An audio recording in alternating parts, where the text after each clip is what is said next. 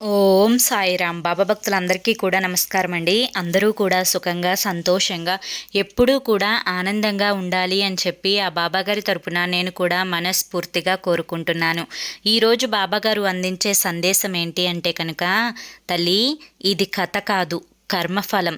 Video పూర్తయ్యేలోపే ఊహించని అద్భుతాన్ని నువ్వు చూస్తావు అని చెప్పి ఏదో ఒక తెలియని సందేశాన్ని బాబాగారు మనకి అందించాలి అనుకుంటున్నారండి. మరి బాబాగారు అందించాలి అనుకుంటున్న ఏ సందేశమైనా కానివ్వండి, అది మన జీవితానికి మేలు చేసేదే అయి ఉంటుంది అని చెప్పి మనందరికీ కూడా తెలిసిన విషయమే కదా. మరి బాబాగారి సందేశం ఏంటో బాబాగారి మాటల్లోనే వినే ముందు, ఎవరికైతే బాబాగారు అంటే నమ్మకం, గౌరవం, ఇష్టం ఉంటాయో వారందరూ కూడా ఈ వీడియోకి ఒక చిన్న లైక్ ఇవ్వడం మాత్రం అస్సలు మర్చిపోవద్దు. అంతేకాకుండా ఛానల్ని సబ్స్క్రైబ్ చేసుకొని ఈ వీడియోని మరికొంతమంది బాబా భక్తులకు షేర్ చేయడం కూడా మర్చిపోవద్దు. ఇక చాలామంది కూడా గురువుగారి గురించి అడుగుతున్నారండి. అక్క, ఎన్నో రకాల సమస్యలతో సతమతం అవుతున్నాము, మీకు తెలిసిన గురువుగారి గురించి చెప్పండి అక్క అని చెప్పి అడుగుతున్నారండి. వారి కోసం శ్రీ షిరిడి సాయిబాబా ఆశీస్సులతో జ్యోతిష్యం చెప్పబడును. గురూజీ శివరామరాజు గారు. Phone number 9959422552. మీరు ఇప్పటి వరకు ఎన్నో చోట్ల జ్యోతిష్యాలనేవి చెప్పించుకొని మీ జీవితాలలో మీరు కోరిన మార్పులనేవి జరగక విసిగిపోయి ఉంటారు. అయితే ఒక్కసారి నమ్మకంతో ఈ గురువు గారిని కాంటాక్ట్ అవ్వండి. మీ సమస్యలు ఏవైనా కానివ్వండి, ప్రేమ, పెళ్ళి, ఉద్యోగం, రాజకీయం, సంతానం లేక ఇబ్బంది పడుతున్నా కానీ, సంపాదించుకున్న ధనం నిలవకపోయినా కానీ, ఇలా ఎటువంటి సమస్యలున్నా కానీ ఆ సమస్యలకు తగిన పూజలు చేసి గురువుగారు పరిష్కారాన్ని చూపిస్తారు. ఈ గురువుగారు చెప్పింది చెప్పినట్లు 100% జరుగుతుంది. కాంటాక్ట్ అవ్వండి. ఇక బాబాగారి సందేశం విషయానికి వస్తే, బిడ్డ, కర్మఫలం ఈ వీడియో పూర్తయ్యేలోపే అద్భుతాన్ని చూస్తావమ్మా అని చెప్పి బాబాగారు మనకి చెప్పాలి అనుకుంటున్నారంటే, అసలు కర్మఫలం అంటే ఏంటి, అసలు మన జీవితంలో ఏ విషయానికి సంబంధించిన సందేశాన్ని ఇప్పుడు బాబాగారు మనకి అందించాలి అనుకుంటున్నారు, ఏ నిజాలు మనం తెలుసుకోవడం వల్ల జీవితంలో ఎటువంటి భయాలు లేకుండా, ఆందోళనలు లేకుండా ఆనందంగా జీవితాన్ని ముందుకు గడపగలం అనే విషయాన్ని ఈ చిన్న కథ ద్వారా ఇప్పుడు బాబాగారు మనకి వినిపించాలి అనుకుంటున్నారు. ఒక ఊర్లో ఒక వేద బ్రాహ్మణుడు ఉన్నాడు.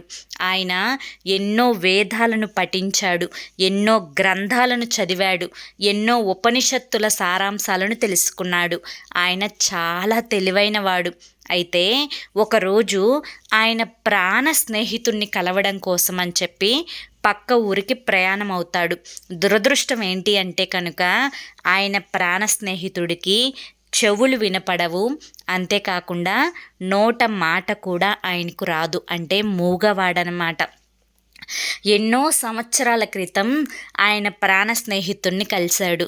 మళ్ళీ ఇన్ని సంవత్సరాల తర్వాత అతన్ని చూడాలి, అతనితో మాట్లాడాలి, అతను ఎలా ఉన్నాడో తెలుసుకోవాలి అని చెప్పి ఎంతో ఉత్సాహంగా, సంతోషంగా బయలుదేరాడనమాట. కానీ ఈ ఊరు నుంచి ఆ ఊరు వెళ్ళాలి అంటే మధ్యలో ఒక అరణ్య మార్గం ఉంటుంది. ఈ అరణ్య మార్గం గుండానే ఆ యొక్క ఊరికి అతను చేరుకోగలడు. అయితే ఒంటరిగా ఇంత దూరం ఎలా ప్రయాణించాలి అని చెప్పి అతని యొక్క నడకను ప్రారంభించాడు. కొంచెం దూరం నడిచిన తరువాత ఒక వ్యక్తి అతనితో పాటు నడకని ప్రారంభించాడు. అయితే మనసులో ఒక చిన్న సంతోషం. ఎందుకు అంటే కనుక, అతనికి తోడు దొరికింది అని చెప్పి ఇక అతనితో పరిచయం చేసుకుందాము అనుకొని ఈ వేద బ్రాహ్మణుడు, ఎవరండి మీరు ఎక్కడి వరకు వెళ్ళాలి అనుకుంటున్నారు? నేను ఇప్పటి వరకు ఒక్కనే నడకను ప్రారంభిస్తూ ఉన్నాను, అంటే నడుస్తూ ఉన్నాను. తోడు లేక చాలా విసిగిపోయాను. భగవంతుడు పంపించినట్లుగా మీరు నాకు తోడుగా వచ్చారు. ఇకపై ఈ మాట చెప్పుకుంటూ ప్రయాణాన్ని చాలా సులువుగా నడిచేయవచ్చు అని చెప్పి చెప్తాడు. అయితే అతని పేరు అడిగాడు కదా, అతని పేరు వచ్చేసి భైరవుడు అనమాట. అయితే అతని పేరు వినంగానే ఈ యొక్క బ్రాహ్మణుడికి కొంచెం మనసులో అదొక రకమైన భయంగా ఉండే ఫీలింగ్ అనేది వచ్చింది. ఆయన పేరుతో ఏముందిలే, ఎవరైతే మనకెందుకులే, ప్రయాణంలో తోడు ఉంటాడు కదా అన్న సంతోషంలోనే అతను ఉన్నాడు. ఇక అలా నడుస్తూ నడుస్తూ నడుస్తూ ఒక చిన్న గ్రామం దగ్గరికి చేరారు. ఆ గ్రామం దగ్గరికి వెళ్ళిన తర్వాత ఈ భైరవుడు ఏమంటాడు అంటే, నాకు ఈ ఊర్లో ఒక చిన్న పని ఉంది, మీరు అలా నడుచుకుంటూ వెళ్ళండి, నేను మళ్ళీ వచ్చి మీతో కలుస్తాను ఆ పని ముగించుకొని అని చెప్పి చెప్తాడు. ఇక ఆయన చెప్పిన దానికి బ్రాహ్మణుడు సరేనని చెప్పి వెళ్తూ ఉంటాడు. ఇక ఈ భైరవుడు ఆ ఊరిలోకి వెళ్ళిన కొంచెం సేపటికే ఏమవుతుందంటే, ఆ ఊరిలో ఒక రైతు అంటే పెద్ద వయసులో ఉన్న రైతు చనిపోయాడు. అది కూడా ఒక మందు తాగి, అంటే పొలాలకు వేసే మందు ఉంటుంది కదా, ఆ మందును తాగి చనిపోయాడు అని చెప్పి ఊరంతా కూడా గుప్పుమని చెప్పుకుంటూ ఉంటారనమాట. ఇక ఆ భైరవుడు ఆ ఊర్లో నుంచి బయటికి వచ్చి మళ్ళీ ఆ వేద బ్రాహ్మణుడితో కలిసి నడకను ప్రారంభిస్తాడు. ఇక అందరూ కూడా ఊర్లో ప్రజలు పరిగెత్తుకుంటూ ఆ యొక్క వేద బ్రాహ్మణుడికి ముందుగానే ఎదురొస్తూ ఉంటారు. ఈ భైరవుడు ఆ ఊరిలోకి ప్రవేశించిన తరువాతే అందరూ కూడా ఏంటి ఇలా భయాందోళనలతో, మొహంలో ఏదో రకమైన బాధతో ఆ ఊరిలోకి వెళ్తున్నారేంటి అని చెప్పి మనసులో అనుకుని, మళ్ళీ నాకెందుకులే ఈ విషయాలన్నీ కూడా అనుకొని తరువాత మళ్ళీ ఇద్దరు కలిసి కూడా మీదే ఊరు, మీరేం చేస్తారు అని చెప్పి మాట్లాడుకుంటూ నడకని ప్రారంభించారనమాట. మళ్ళీ దారిలో ఒక చిన్న గ్రామం కనిపించింది. ఈ గ్రామం కనిపించిన తర్వాత ఆ భైరవుడు ఈ యొక్క బ్రాహ్మణుడితో ఏమంటాడు అంటే, ఈ ఊర్లో నాకు ఒక చిన్న సందేశం పంపించాల్సిన పని ఉంది కనుక నేను ఆ సందేశాన్ని పంపించి మళ్ళీ మీతో కలిసి నడుస్తాను, కనుక మీరు నడుస్తూ వెళ్ళిపోండి అని చెప్పి చెప్తాడనమాట. మళ్ళీ ఈ వేద బ్రాహ్మణుడు సరేనని చెప్పి నడకని ప్రారంభిస్తాడు. ఇక కొంచెం దూరం వెళ్ళిన తర్వాత ఆ యొక్క ఊర్లో ప్రజలందరూ కూడా గుండెలు బాదుకుంటూ పెద్దగా ఏడుస్తూ పరిగెడుతూ ఉంటారనమాట. ఇక ఆ వేద బ్రాహ్మణుడు చాలా తెలివైనవాడు. ఎందుకంటే ఎన్నో గ్రంథాలను పఠించాడు కదా, ఎన్నో ఉపనిషత్తుల సారాంశాలను కూడా చదివాడు కదా. ఇక ఈ యొక్క భైరవుడు ఏ ఊరిలోకైతే వెళ్తున్నాడో ఆ ఊర్లో ఏదో ఒక నష్టం జరిగింది. ఎందుకంటే ఇప్పుడు తను వెళ్ళిన సందేశం పంపిస్తాను అని చెప్పిన వెళ్ళిన ఊరిలో కూడా ఒక 5 అగ్నిలో పడి చనిపోయారు అనే వార్త అనేది ఊరంతా కూడా గుప్పుమంటుందన్నమాట. ఇక ఆ బ్రాహ్మణుడికి అనుమానం వస్తుంది, ఈ భైరవుడు ఏ ఊరిలోకైతే వెళ్తున్నాడో ఆ ఊరిలో ప్రాణహాని కలుగుతుంది, కనుక ఈ భైరవుడితో నేను కూడా కొంచెం జాగ్రత్తగా ఉండాలి అని చెప్పి అనుకొని తరువాత మళ్ళీ ఇద్దరూ కలిసి నడకను ప్రారంభిస్తాడు. ఇక కొంచెం దూరం వెళ్ళిన తర్వాత ఆ యొక్క భైరవుడు మళ్ళీ అంటాడు, నాకు ఈ పక్కన బజార్లో ఒక చిన్న పని ఉంది, ఆ పనిని చూసుకొని నేను మళ్ళీ మీతో వచ్చి కలుస్తాను, మీరు వెళ్ళండి అని చెప్పి చెప్తాడు. ఇక అతను వెళ్ళిన 5 నిమిషాలకి అక్కడ ఒక మనిషి చనిపోయాడు అనే వార్త వస్తుందన్నమాట. అది వేద బ్రాహ్మణుడికి తెలుస్తుంది. ఇక అంటే ఈ ముసుగులో గుద్దులాటంతా దేనికి, అసలు విషయం ఏంటో భైరవుడినే అడిగి తెలుసుకుందాము అని చెప్పి మళ్ళీ ఇక అతను వచ్చి కలిసిన తరువాత, అసలు మీరెవరు, మీరు ఏ గ్రామంలోకి వెళ్ళినా కానీ ఆ ఊరిలో ప్రాణ నష్టం జరుగుతుంది, మీరెందుకు ఇలా చేస్తున్నారు, మీ వల్లే అటువంటి ప్రాణ నష్టం జరుగుతుందా, ఎందుకు అలా పక్క ఊర్లకు వెళ్ళి వస్తున్నారు, మీరు అసలు ఎక్కడి నుంచి వస్తున్నారు అని చెప్పి అడగటం మొదలు పెడతాడు. ఇన్ని వేద బ్రాహ్మణులు అంటే ఇన్ని వేదాలు చదివారు కదా, ఇన్ని ఉపనిషత్తులు తెలుసుకున్నారు కదా, నా పేరును బట్టి నేను ఎవరో మీరు చెప్పలేరా అని చెప్పి అనగానే, ఆ మాట అనగానే వెంటనే ఆ బ్రాహ్మణుడికి ఒక చిన్న అనుమానం వచ్చి, ఆ అనుమానం నిజమా కాదా అని చెప్పి వెంటనే అతన్ని అడుగుతాడు. మీరు యముడా అని చెప్పి అడుగుతాడు. అంటే నువ్వు సరిగ్గా తెలుసుకున్నావు, నేను యముడిని, ఎక్కడ ఎవరికైతే ఆయుష్ ముగుస్తుందో వారి యొక్క ప్రాణాలను తీసుకొని వెళ్ళడానికే నేను ఇక్కడికి వచ్చాను అని చెప్పి చెప్తాడు. అంటే మీరిప్పుడు ఎక్కడికి వెళ్ళారో అక్కడ వారి ప్రాణాలు పోయింది మీ కారణం వల్లేనా అని చెప్పి అడుగుతాడు. అవును, వారి యొక్క సమయం ముగిసిపోయింది, కనుకనే వారి యొక్క ప్రాణాలను నేను తీసుకొని వెళ్తున్నాను అని చెప్పి చెప్తాడనమాట. అంతేకాకుండా మీరు నిజంగా యముడైతే, ఈ బ్రాహ్మణుడు అడుగుతాడు, మీరు నిజంగా యముడైతే కనుక నేను ఇక్కడికి ఎందుకు వచ్చాను, అంటే నేను ఇక్కడ ప్రయాణం ఎందుకు చేస్తున్నాను, ఎవరిని కలవడానికి వెళ్తున్నాను, ఇది చెప్పండి అని చెప్పి ఒక పరీక్ష పెడతాడనమాట. అప్పుడు నీ యొక్క ప్రాణ స్నేహితుడిని కలవడానికి మీరు వెళ్తున్నారు, కానీ మీకు తెలియని విషయం నేను చెప్తే నిజంగా మీరు ఇప్పుడు షాక్ అవుతారు అంటే అప్పుడు ఆ బ్రాహ్మణుడు ఏంటో చెప్పండి స్వామి అని చెప్పి అంటాడు. మీరు ఇప్పుడు ఎవరినైతే కలవడానికి వెళ్తున్నారో నీ యొక్క ప్రాణ స్నేహితుడు, అతనిని మీరు కలిసిన వెంటనే అతను ప్రాణాలు వదిలేస్తాడు అని చెప్పి చెప్తాడనమాట. అంటే ఏంటి మీరు మాట్లాడుతున్నది, నేను అతన్ని చూడటానికి వెళ్తున్నాను, అతని ప్రాణాలను తీయడానికి కాదు, నా కారణంగా అతని యొక్క ప్రాణాలు ఎందుకు కోల్పోతాడు, మీరేం మాట్లాడుతున్నారు అసలు అని చెప్పి చెప్పగా, అవును నేను చెప్తున్నది వాస్తవమే, నేను యముడును, నేను ఎవరి ప్రాణాలు ఎప్పుడు ఎలా తీస్తానో నాకు తెలుసు కదా, మీ యొక్క ప్రాణ స్నేహితుడి ప్రాణాలు మీ యొక్క కలయికతోనే ముగుస్తాయి అని చెప్పి చెప్పిన వెంటనే ఇక ఈ బ్రాహ్మణుడు ఆలోచించుకుంటాడు, అసలు నేను నా స్నేహితుడినే ఇప్పుడు కలవకుండా ఉంటే అతని యొక్క ప్రాణాలు పోవు కదా అని చెప్పి ఆలోచించుకొని వెంటనే వెనుతిరుగు ప్రయాణం మొదలు పెడతాడనమాట. ఇక కొంచెం దూరం వెళ్ళిన తరువాత ఏం జరుగుతుందంటే అతని యొక్క స్నేహితుడు ఎవరైతే ఉన్నాడో, అంటే ఆ యొక్క మూగవాడు చెవిటివాడు అయిన ఆ స్నేహితుడు ఎవరైతే ఉన్నాడో అతను అంటే చాలా స్పీడ్గా చాలా ఫాస్ట్గా పరిగెత్తుకుంటూ ఆ యొక్క బ్రాహ్మణుడి దగ్గరికి రాబోతాడు. ఒక్కసారి బ్రాహ్మణుడు వెనక్కి తిరిగి చూస్తే అతని స్నేహితుడు రొప్పుతూ ఎంతో వేగంగా పరిగెత్తుకుంటూ తన వద్దకు రావడాన్ని గమనిస్తాడు. వామ్మో, నా యొక్క స్నేహితుడు నన్ను కనుక ఇప్పుడు కలిశాడు అంటే అతని ప్రాణాలు పోతాయి, నేను ఇంకా వేగంగా నడుచుకుంటూ వెళ్ళిపోవాలి, నా స్నేహితుడిని నేను ఎట్టి పరిస్థితుల్లో కలవకూడదు అని చెప్పి నిర్ణయించుకొని అతను ఇంకా వేగంగా నడుస్తూ పరిగెత్తుతూ వెళ్తాడనమాట. అతను ఎంత వేగంగా వెళ్తాడో అతని స్నేహితుడు అంతకన్నా వేగంగా పరిగెడుతూ వెళ్తాడనమాట. ఎలాగైనా కానీ ఆ యొక్క మూగవాడు అతని స్నేహితుడి దగ్గరికి వస్తాడు. ఇక ఇతను కూడా వెనక్కి తిరిగి తన యొక్క ప్రాణ స్నేహితుడు, చిన్ననాటి నుంచి కలుసుకోని స్నేహితుడు ఒక్కసారిగా ఎదురుపడేసరికి సంతోషం ఆపుకోలేక ఒక్కసారిగా అతన్ని వాటేసుకుంటాడనమాట. అలా వాటేసుకున్న తర్వాత ఒక్క సెకండ్లో అతని ప్రాణం అనేది ఆగిపోతుంది. ఎందుకు ఇలా జరిగిందో అతనికి అర్థం కాలేదు.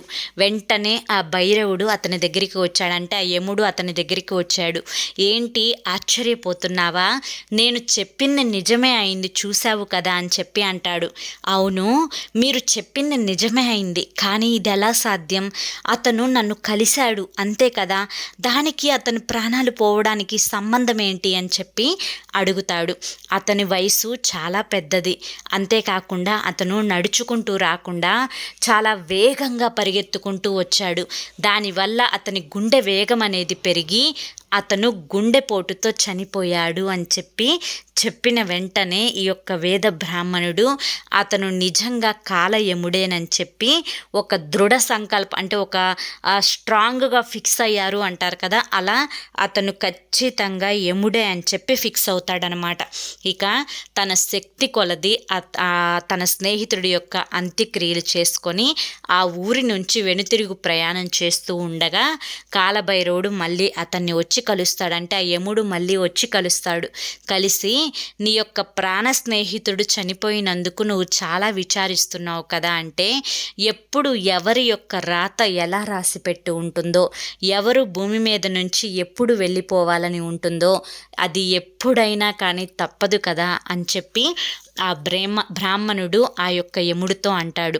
అవును అనంగా ఈ యొక్క బ్రాహ్మణుడు, మరి నేనెప్పుడు చనిపోతానో మీకు తెలిసే ఉంటుంది కదా, మరి నేనెప్పుడు చనిపోతానో అది నాకు చెప్పగలరా మీరు అంటే, ఏం మాట్లాడుతున్నారు మీరు ఎన్నో వేదాలు చదివారు కదా, మీ చావు గురించి మీరు తెలుసుకుంటే మీరు మనశ్శాంతిగా ఉండలేరు అనగా, ఎవరికైనా కానీ ఎప్పుడైనా కానీ చావు అనేది తప్పదు కదా, అటువంటప్పుడు తెలుసుకుంటే తప్పేముంది, మీరే అన్నారు కదా నేను తెలివైన వాడిని అని చెప్పి, ఏం పర్వాలేదు చెప్పండి అని చెప్పి అడుగగా, సరే నేను ఇవాల్టి రోజున అంటే మీకు ఈ రోజు నుంచి సరిగ్గా 6 నెలలకి అంటే 6 నెలల 6 రోజులకి మీరు చనిపోబోతున్నారు అనగా, అది కూడా పక్క రాజ్యంలో వేరే రాజ్యపు ప్రభువు మీకు ఉరిశిక్ష వేయబోతున్నాడు.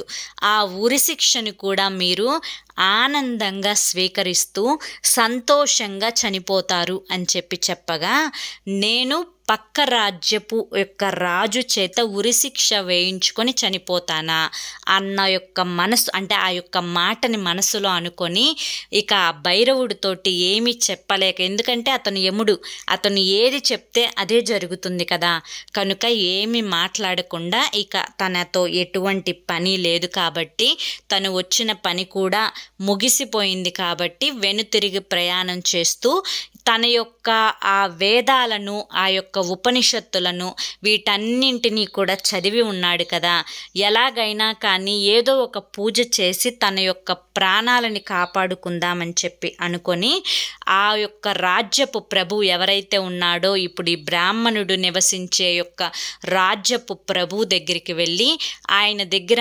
మంత్రులందరికీ ఆ రాజ్యపు ప్రభు అంటే ఆ రాజుకి ఇతను కాలభైరవుడిని కలవడం, ఈ చావు గురించి చెప్పడం, అతని స్నేహితుడు చనిపోవడం ఇవన్నీ చెప్పగా, ముందు నుంచి ఈ బ్రాహ్మణుడు రాజు చాలా మంచి స్నేహితులు అవ్వడం చేత ఆ యొక్క రాజు ఇతనికి మంచి బందోబస్తుని ఏర్పాటు చేసి ఒక వసతి గృహం ఇచ్చి, ఇవాల్టి రోజు నుంచి 6 నెలల వరకు మీరు ఈ వసతి గృహాన్ని దాటి బయటకు వెళ్ళొద్దు, మీకేదన్నా కావాలి అంటే మీ కింద ఈ సైనికులు ఉన్నారు, వీరి చేత తెప్పించుకొని తినండి, అంతేకాని ఇక మీరు పక్క రాజ్యానికి వెళ్లకుండా ఉంటే మీకు ఎటువంటి ప్రాణహాని అనేది జరగదు, కనుక ఈ 6 నెలలు ఈ వసతి గృహంలోనే ఉండండి అని చెప్పి ఆ రాజ్యంలో భటులందరికీ కూడా ఈ యొక్క ఆ బ్రాహ్మణుడికి ప్రత్యేకమైన విలువని ఇవ్వండి అని చెప్పి అతన్ని ఒక వసతి గృహంలో ఉంచుతాడు.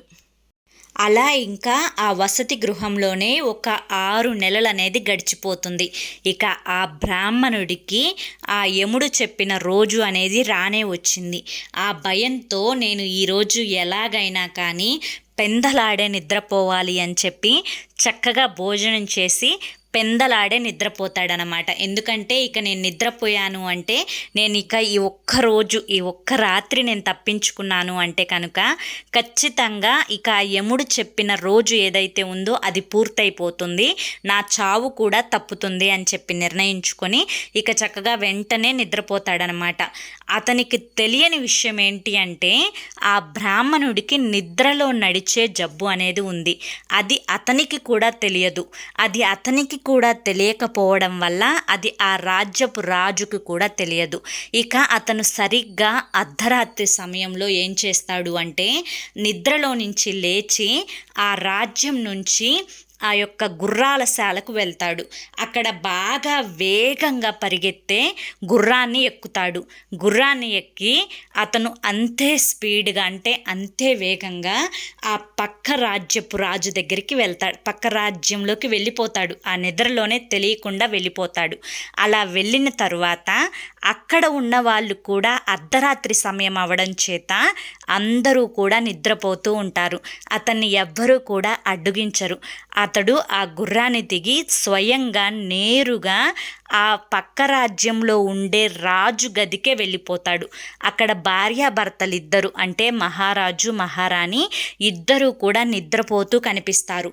ఇతనికి తెలియకపోవడం వల్ల అతను ఆ రాణి పక్కకు వెళ్ళి పడుకుంటాడు. ఇక తెల్లవారుతుంది. తెల్లవారిన తర్వాత ఆ రాజు ఆ రాణి పక్కన పడుకున్న ఆ వేద బ్రాహ్మణ్ణి చూసి చాలా మండిపడిపోతాడు. ఎవరు నువ్వు నా భార్య పక్కన వచ్చి పడుకున్నావు, నీకు వెంటనే నేను ఉరిశిక్షను విధిస్తాను అని చెప్పి అతన్ని బయటికి ఈడ్చుకొని వచ్చి అందరిలో సభలో ప్రవేశపెడతాడు. నేను ఇక్కడికి ఎలా వచ్చానో నాకు తెలియదు మహాప్రభు, నాకు నిద్రలో నడిచే అలవాటు ఉందని కూడా నాకు తెలియదు, మీ యొక్క రాజ్యానికి నేను ఎలా వచ్చానో నాకు తెలియదు, సరే అయినా కానీ మీ రాజ్యపు భటులు నన్ను లోపలికి ఎలా రానిచ్చారు అని చెప్పి అతను ఏ రాజ్యపు వ్యక్తి ఆ రాజు దగ్గరికి వెళ్ళి నా సమస్య ఏంటో అడగండి అని చెప్పి జరిగినవన్నీ కూడా చెప్తాడు. సరే నీవు చెప్పింది నిజమైతే కనుక నేను నీకు ఈరోజు ఉరిశిక్ష వేయను, అదే అబద్ధమైతే కనుక నేను నీకు ఈరోజు ఉరిశిక్ష వేస్తాను అని చెప్పి ఆ పక్క రాజ్యపు ఆ రాజు కూడా చెప్తాడనమాట. ఇక సరేనని చెప్పి పక్క రాజ్యానికి అంటే ఆ యొక్క వేద బ్రాహ్మణుడు ఉన్న అసలు రాజ్యానికి ఆ యొక్క భటులను పంపించి నిజానిజాలను తెలుసుకోమంటాడు.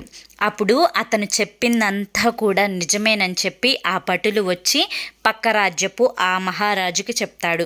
సరే బ్రాహ్మణుడా, నీవు చెప్పిందంతా కూడా నిజమే అని చెప్పి నేను నమ్ముతున్నాను. ఆ యముడు చెప్పినట్లుగా నీవు ఈరోజే చనిపోతావు అని చెప్పాడు.